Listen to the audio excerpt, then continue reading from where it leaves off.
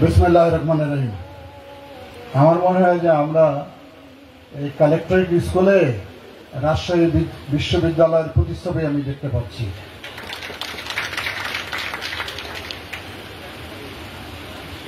প্রিয় আমার রাবিয়ান ভাই ও বোনেরা,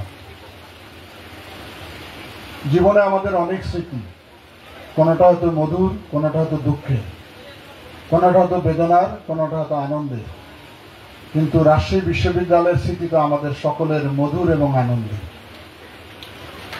সেটাকে ধারণ করে যারা এই প্রচেষ্টা নিয়েছে, সেই প্রচেষ্টার প্রধান উদ্যোক্তা আজকের অনুষ্ঠানের সভাপতি ডক্টর আসাদুজ্জামান, আমাদের বিশেষ অতিথি এই জেলার সুযোগ্য পুলিশ সুপার তরিকুল ইসলাম, সবাইকে আমার পক্ষ থেকে অভিনন্দন, শুভেচ্ছা জানাচ্ছি। প্রচন্ড খরতাপ, কথা শুনতে ভালো লাগার কথা নয়, তারপরও কথা আমরা শুনেছি এবং কিছু কথা আমাকে বলতে হবে। সময় খুব বেশি পেরিয়ে যায়নি, আমরা সবাই বেশি ক্ষুধার্ত বোধহয় নই। প্রিয় বন্ধুরা, আমাদের পরিচয় রাবিয়া, সকলের বিভিন্ন সামাজিক পরিচয় রয়েছে। কেউ সরকারি কর্মকর্তা রয়েছেন, কেউ ব্যবসায়ী রয়েছেন, কেউ বিভিন্ন পেশায় হয়তো নিয়োজিত রয়েছেন, কিন্তু আমরা একটি মোহনায় সবাই মিলিত হয়েছি একটি পরিচয়ে, সেটি হচ্ছে আমরা সবাই রাবিয়া। এখানে আর অন্য কোনো পরিচয়ের গুরুত্বটা একদম কম আমাদের কাছে। কেন এই পরিচয়ের প্রয়োজন হলো, কেন এই সংগঠনের প্রয়োজন হলো? আমরা যে পারিবারিক এবং সামাজিক মূল্যবোধগুলো দিন দিন আমাদের মাঝ থেকে হারাতে বসেছি। এক সময় আমাদের মধ্যে যে বন্ধন ছিল পারিবারিকভাবে, সেটি ক্রমান্বয়ে শিথিল হচ্ছে। সামাজিক বন্ধনগুলো ধীরে ধীরে শিথিল হয়েছে। রাজপথে, পথে, প্রান্তরে, হাটে, বাজারে, অফিস আদালতে আমাদের সঙ্গে কারো না কারো দেখা হলেই শুধু সালামটুকু হয়তো দিতে পারি কি দেই না, আমরা এতই ব্যস্ত। আমরা সবাই জিজ্ঞাসা করি না, ভাই কেমন আছেন, কোথায় থাকেন, কি করেন, আপনার ছেলেমেয়েরা কি করে। এত ব্যস্ত আমরা জীবনে হয়ে পড়েছি। এই যে সামাজিক মূল্যবোধগুলো ধীরে ধীরে আমাদের বন্ধুত্বের বন্ধনটাকে শিথিল করে ফেলেছে। সেই শিথিলতার থেকে বন্ধনটাকে গাঢ় করার জন্য, অটুট করার জন্য আজকের এই প্রয়াস আমাদের সকলে। সেটা যদি আমরা ধারণ করি, লালন করি, তাহলে রাবিয়ানের যে উদ্দেশ্য, যে কথাগুলো সবাই বলেছেন, সেটি হয়তো আমরা বাস্তব রূপ দিতে পারবো। মূল্যবোধগুলো হারিয়ে গেছে। আপনারা যারা শহরে থাকেন, একই বিল্ডিং এ দেখবেন, লিফটের মধ্যে উঠবেন, 5 জন উঠেছেন, কেউ কারোর সঙ্গে কথা বলে না, সবাই মাথা নিচু করে থাকে। জিজ্ঞাসা করে না, ভাই আপনি কোন ফ্ল্যাটে, কত তলায় থাকেন। এটা কি জীবন? এটা তো জীবন হতে পারে না। জীবন মানে আমার অর্থ, বৈভব, প্রতিপত্তি, এটি যদি জীবন হয়, তাহলে মানুষ কেন আমরা সামাজিক হয়ে উঠলাম? আমাদের সমাজের বাইরে চলে গেছি আমরা সবাই। এই কারণে এই মিলন মেলায় পরিণত হয়েছে। এখানে বর্তমান বিশ্ববিদ্যালয় ছাত্রছাত্রীরা এসেছে, আমরা যারা পুরাতন ছিলাম আমরা এখানে এসেছি। সবার মধ্যে একটি মিলন মেলা, একে একের সঙ্গে পরিচয় হওয়া, ভাব আদান প্রদান করা, আবেগের আদান প্রদান করা, তারপরে না বন্ধুত্বটা দৃঢ় হবে। আর বন্ধুত্ব যদি আমরা দৃঢ় করতে পারি, তাহলে যে আকাঙ্ক্ষা নিয়ে এই সংগঠনটা তৈরি করা হচ্ছে, সেটা উদ্দেশ্যটা বাস্তবায়ন করা আমাদের পক্ষে সম্ভব হবে। এখন আমাদের প্রয়োজন কি? আমাদের প্রয়োজন আন্তরিকতা। যে বাংলাদেশের আন্তরিকতার অভাব পদে পদে সব জায়গায়, সেটা আমাদেরকে প্রতিষ্ঠিত করতে হবে যে আমি অন্তর দিয়ে ভালোবাসবো আমার এই সংগঠনকে। আর আমি যদি মর্যাদা খুঁজি, আমি যদি আমার অবস্থান খুঁজি, আমি যদি আমার চেয়ার খুঁজি, তাহলে দেখা যাবে প্রথমেই হোঁচট খেয়ে যাবে। উদ্দেশ্য যদি ভালো থাকে, আমরা যদি সবাই সহযোগিতা করি, তাহলে অবশ্যই সেই জায়গায় পৌঁছতে পারবো। একটু আগে আমার রাজশাহী বিশ্ববিদ্যালয়ের একটি বক্তৃতার উদ্ধৃতিতে একটি কথা বলেছেন, মানে রংপুরের ভাষায় আমি উদাহরণটা দিয়েছিলাম। আমি আজকে আর একটি কথা বলি। প্রচন্ড বৃষ্টি হচ্ছিল, তো রাস্তা দিয়ে সাপ এবং ব্যাঙ দুটা বের হয়েছে। আপনারা সবাই জানেন সাপ কিন্তু আঁকা বাঁকা হয়ে চলে, আর ব্যাঙ কিন্তু সোজা লাফ দেয়। তো আমাদের অঞ্চলে যারা হাল চাষ করে তাদেরকে হালুয়া বলি, হালুয়া ওই পথ দিয়ে যাচ্ছিল।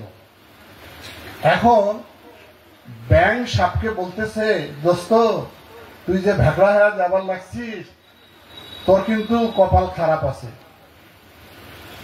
এখন সাপ ব্যাংকে বলে, দোস্ত তুই তোর মতো করি যা, মুই মোর মতো করি যান।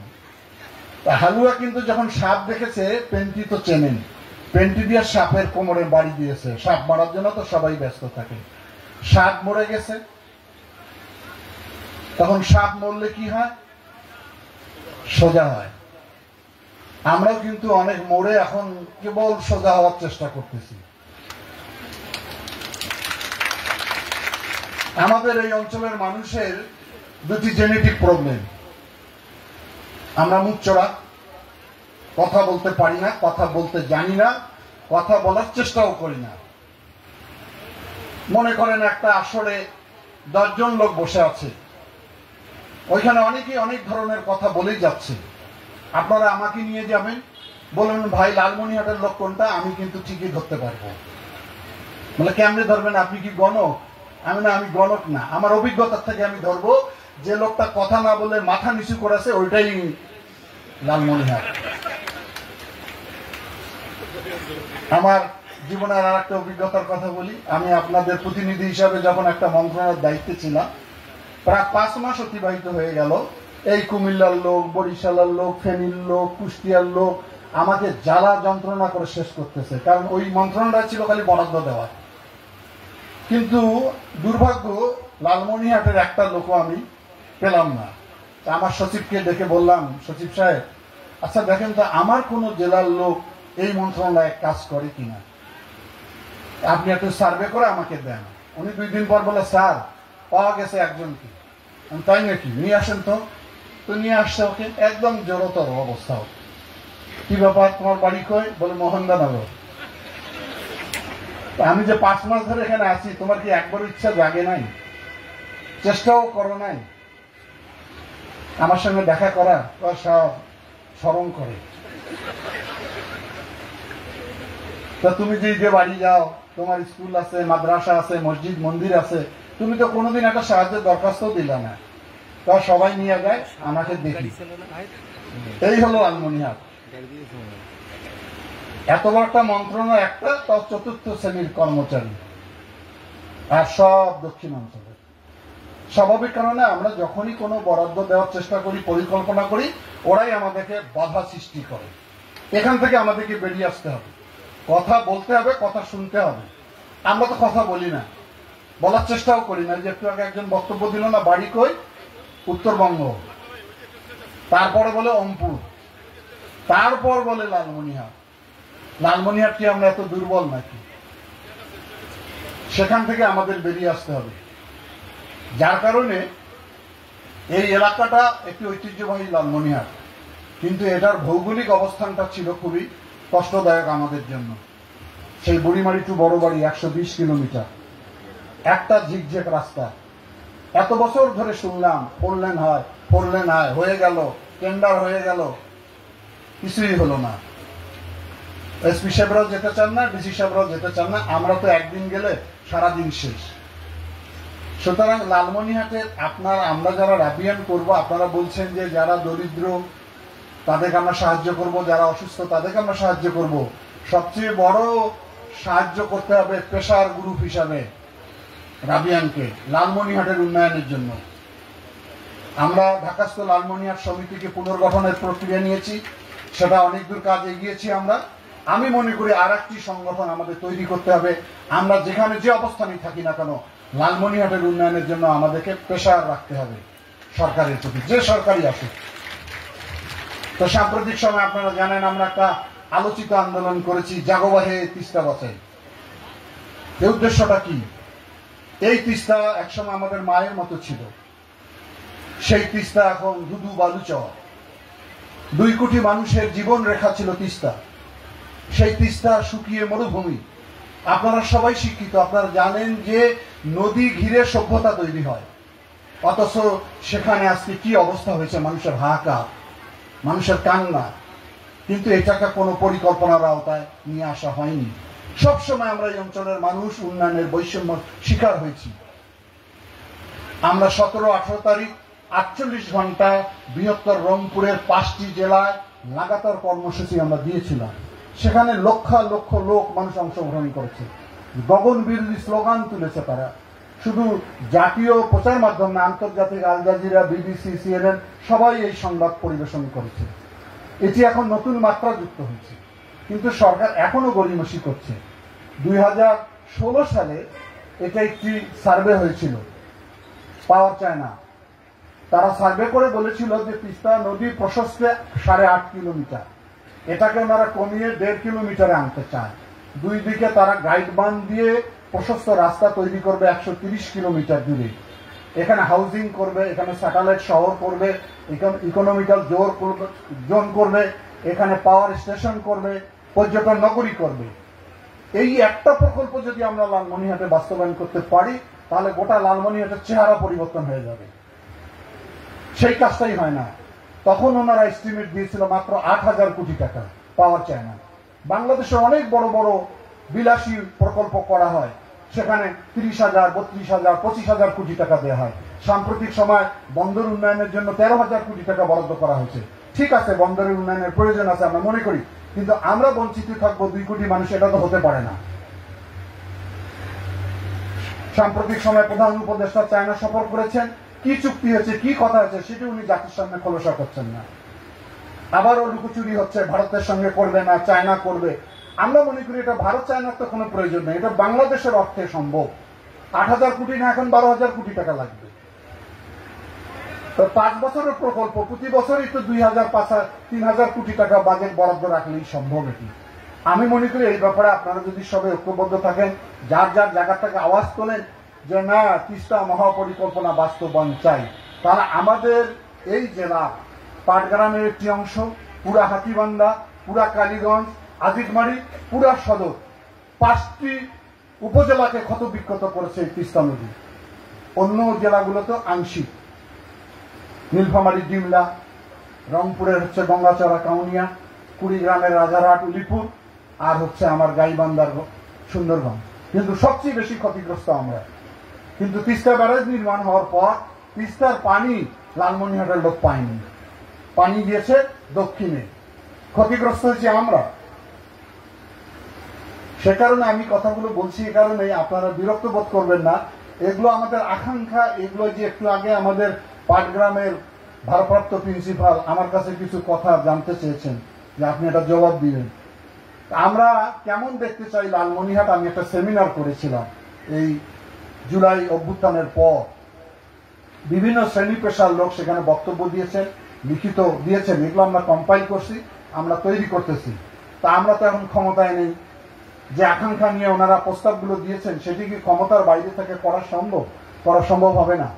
আমরা অগ্রিম জানতে চেয়েছি যে ভবিষ্যতে যদি জনগণের ম্যান্ডেটে যেতে পারি, তাহলে লালমনিরহাটকে ভালোবেসে এই কাজগুলো আমাদের অগ্রাধিকার ভিত্তিতে করতে হবে।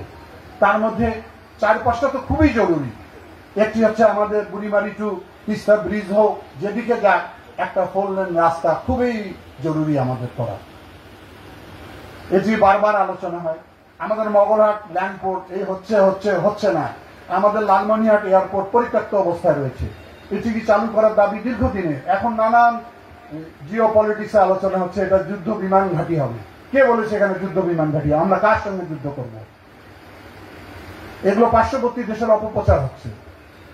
আমরা চাই এটা বাণিজ্যিক বিমান ঘাঁটি হোক, এখানে একটি ইকোনমিক্যাল জোন বড় ধরনের করা হোক, যাতে আমাদের যুবকদের কর্মসংস্থান তৈরি হয়। এগুলো হলো ডেভেলপমেন্টের, অবকাঠামোর উন্নয়নের। আর এসপি সাহেব বলেছেন আলোকিত লালমনিরহাট, আমরা একটা আন্দোলন করেছি সামাজিক, সেখানে 13টি সামাজিক অপরাধের বিরুদ্ধে আমাদের আলোচনা ছিল, সংগ্রাম ছিল। সে সময় লালমনিরহাট সামাজিকভাবে অনেক অপরাধ কমে এসেছিল, কিন্তু বিগত ফেসিবাদী সরকারের কারণে এই আন্দোলনটাকে বন্ধ করে দেওয়া হয়েছে। যেহেতু এটার উদ্যোক্তা আমি ছিলাম, এটি কিন্তু সামাজিক আন্দোলন ছিল। সব স্কুল, কলেজ, মাদ্রাসা সকল শিক্ষার্থী এখানে অংশগ্রহণ করত। আমাদের এখানে যে বহু বিবাহের প্রবণতা অনেক, বাল্য বিবাহের প্রবণতা অনেক, যৌতুক, এখানে মাদক, এখানে যে নতুন ক্যাসিনো যুব সমাজকে তো কুড়ে কুড়ে খাচ্ছে। সুতরাং রাস্তা পাকা করবে। এই স্কুল, কালেক্টিভ স্কুল আমি করেছি, কত সুন্দর অবকাঠামো, কিন্তু দীর্ঘ 17টি বছর গেছে স্কুলের এমপিও করেনি। কত দুঃখ লাগে, শিক্ষকরা বিনা বেতনে এখানে কাজ করতেছে। কে প্রতিষ্ঠান করলে সেটা বড় কথা নয়, কথাটা হলো এই প্রতিষ্ঠানটা এখানে শিক্ষা ক্ষেত্রে কোনো ভূমিকা রাখতে পারছে কিনা সেটা দেখাটা ছিল জরুরি। তা আমি মনে করি যে এই আলোকিত লালমনিরহাটের যে আমরা একটি আন্দোলন করেছি, সেটার সঙ্গে পাশাপাশি প্রশাসনের যৌথ ভূমিকার প্রয়োজন হয়। সে কারণে আমরা এটা এখনো ডাক দিতে পারিনি। আমরা মনে করি মসজিদ ভিত্তিক, মন্দির ভিত্তিক, স্কুল ভিত্তিক আমরা ওই এলাকাটাকে করব। তারা সেই এলাকাকে কিভাবে প্রথমে হয়তো তাদের সঙ্গে মত বিনিময় করবে, তারপরে তারা যদি আমাদের মত বিনিময়ের মধ্যে, কাউন্সিলিং এর মধ্যে সঠিক পথে না আসে, ধীরে ধীরে এটি আইনের আশ্রয় নিব। আমরা সেই জায়গায় আমরা এখনো পৌঁছতে পারিনি। কিন্তু আলোকিত লালমনিরহাট পাশাপাশি উন্নয়ন এবং সামাজিক উন্নয়ন হতে হবে। মানুষ হিসেবে মানুষকে তৈরি করতে হবে। যেখানে যাবেন প্রশাসনের অনেক জায়গায় রন্ধে রন্ধে এখনো দুর্নীতি, এখনো ঘুষ, টাকা ছাড়া চাকরি হয়নি কারো অতীতে। সাম্প্রতিক সময় আমি এসপি সাহেবকে ধন্যবাদ জানাই, পুলিশ নিয়োগ হয়েছে মাত্র 120 টাকায়। কিন্তু 3 বছর আগে, 2 বছর আগে 12 লাখ 13 লাখ টাকা লেগেছে একটা কনস্টেবলের চাকরি নিতে। একটা গরিব মানুষ, অসহায়। এবার যারা চাকরি পেয়েছে তাদের ইতিহাস আমি দেখেছি। কেউ ঠেলা চালায় তার বাবা, কেউ ছোট একটা চায়ের দোকান করে, কেউ একটা মুদির দোকান করে, এরকম ছেলেমেয়েরা এখানে যোগ্যতার ভিত্তিতে চাকরি পেয়েছে। আমরা এই বাংলাদেশ চাই। এই বাংলাদেশের জন্য তো এত আত্মহুতি, এত শাহাদত। সুতরাং জুলাই অভ্যুত্থানের মধ্য দিয়ে একটি মানবিক বাংলাদেশ, একটি গণতান্ত্রিক বাংলাদেশ, একটি বৈষম্যহীন বাংলাদেশ, সম্প্রীতির বাংলাদেশ, আর একটি দুর্নীতিমুক্ত বাংলাদেশ চাই আমরা। সে আকাঙ্ক্ষা সকলের আমাদের। সেটা একদিনে হয়তো করা সম্ভব হবে না, কারণ আমাদের মজ্জাগত কিছু সমস্যা আছে। অন্যায়, অবিচার, জুলুম, অত্যাচার করতে করতে আমরা মানসিকভাবে এমন হয়েছি, খারাপটাকেই আমরা সবাই প্রাধান্য দিই। লোক যে ভালো থাকতে পারে এটা লোকে বিশ্বাস করে না। কি রাজনীতিবিদের মধ্যে ভালো থাকতে পারে না, পুলিশের মধ্যে ভালো থাকতে পারে না, সরকারি কর্মকর্তার মধ্যে ভালো থাকতে পারে না, এটার ধারণা হয়েছে আমাদের। এই ধারণার থেকে জাতিকে বের করে আনতে হবে। তবে এটা একদিনে হবে না। একটি গণতান্ত্রিক ধারা যদি অব্যাহত থাকে দীর্ঘদিন, তাহলে সমাজের ভিতরে এই সমস্ত খারাপ জিনিসগুলোর আবির্ভাব ঘটবে না। জনগণ যখন তার সঠিকভাবে তার নেতা নির্বাচন করার ক্ষমতা রাখবে, স্বাভাবিক গণতান্ত্রিক পরিবেশ থাকবে, সকল মানুষের মত প্রকাশের স্বাধীনতা থাকবে, পত্রপত্রিকার স্বাধীনতা থাকবে, তখন একটি গণতান্ত্রিক আবহাওয়া তৈরি হবে আমাদের মধ্যে। সুতরাং রাজনীতি হচ্ছে সকল কাজের ক্ষতিকারক দিক যেমন করি আমরা, তেমনি সকল ভালো কাজের নেতৃত্ব দিতে পারবো আমরা। রাষ্ট্র চালায় যেহেতু রাজনীতিবিদ, সুতরাং দায়িত্ব তাদের সবচেয়ে বেশি। সেদিক থেকে আমরা মনে করি যে আগামীতে যে আকাঙ্ক্ষা নিয়ে তৈরি হচ্ছে বাংলাদেশ, এখানে যেন আমরা সবাই সহযোগিতা করি। যাই হোক, অনেক কথা বলে ফেললাম। আমি আবারও বলি, আমি যেহেতু রাবিয়ানের আপনাদেরই একজন বন্ধু, আমি মনে করি যে এই প্রতিষ্ঠানটাকে যাতে আমরা সচল করতে পারি এবং এইটার মধ্য দিয়ে অসহায়, দরিদ্র শিক্ষার্থীকে যেমন আমরা সাহায্য করব। অনেকে প্রস্তাব রেখেছেন যে প্রাকৃতিক দুর্যোগ ঘটলে আমরা সাহায্য করতে পারি, অবশ্যই করতে পারি আমরা। এ ধরনের কিছু স্পেসিফিক নীতিমালা অন্তর্ভুক্ত রাখতে হবে গঠনতন্ত্রের মধ্যে। কি কি কাজ আপনারা করবেন সেটা একটা লিপিবদ্ধ গঠনতন্ত্র তৈরি করবেন। এই কাজগুলো আমরা এর মধ্যে করব। পাশাপাশি আমি দাবি করব সকলের কাছে যে আমরা লালমনিরহাটের উন্নয়নের ক্ষেত্রে দল, মত, ধর্ম, বর্ণের ঊর্ধ্বে থেকে লালমনিরহাটকে জাগিয়ে তুলতে হবে। জাগবাহে! এছাড়া আমাদের কোনো উপায় নাই। মুখ খুলতে হবে, বলতে হবে। আমরা বলতে চাই না, আমরা খুবই লাজুক। এই লজ্জা ভেঙে বের হয়ে আসতে হবে। সকলকে সেই প্রত্যাশা। আমি জানি না আমরা যারা এখানে আয়োজন করেছে তারা দিনরাত পরিশ্রম করেছে। অনেকে বক্তৃতা আমাকে কৃতিত্বটা দিয়েছেন, এটা একদমই ঠিক না। মাঝে মাঝে হয়তো আমার সঙ্গে ওনারা পরামর্শ করেছেন, আমার দিক থেকে যতটুকু বলেছি। প্রথমের দিকে আগ্রহ কম ছিল, শেষের দিকে আগ্রহটা বেড়ে গেল। এটা একটা ভালো দিক আমাদের। তো সামনে যখন অনুষ্ঠানটা করা হবে, আমি প্রস্তাব রাখবো অবশ্যই শীত মৌসুমে করবেন, যখন বাচ্চাদের স্কুল কলেজ ছুটি হবে এবং আবহাওয়াটা ভালো থাকবে। আবহাওয়া এখন ঝড় বৃষ্টি হতে পারে, প্রচন্ড গরমও এখন। আমরা যাতে সামনে শীতের মধ্যেই একটা ভালো, আরো অনেক বর্ণাঢ্য, সুন্দর, আনন্দ ঘন, প্রাণবন্ত অনুষ্ঠান করতে পারি। আজকে হয়তো 600 650 অন্তর্ভুক্ত হয়েছি, সামনে যেন আমরা এটাকে 6000-এ উপনীত করতে পারি। সেই প্রত্যাশা নিয়ে আবারও আয়োজক বৃন্দকে আমার পক্ষ থেকে অনেক ধন্যবাদ। দীর্ঘদিন পর আমার প্রিয় বিশ্ববিদ্যালয়ের প্রিয় বন্ধুদের সঙ্গে দেখা হলো। এই ভালোবাসা নিয়ে বাকি জীবন থাকতে চাই, এই আকাঙ্ক্ষা নিয়ে সকলকে আমার পক্ষ থেকে ধন্যবাদ জানিয়ে শেষ করলাম। আল্লাহ হাফিজ।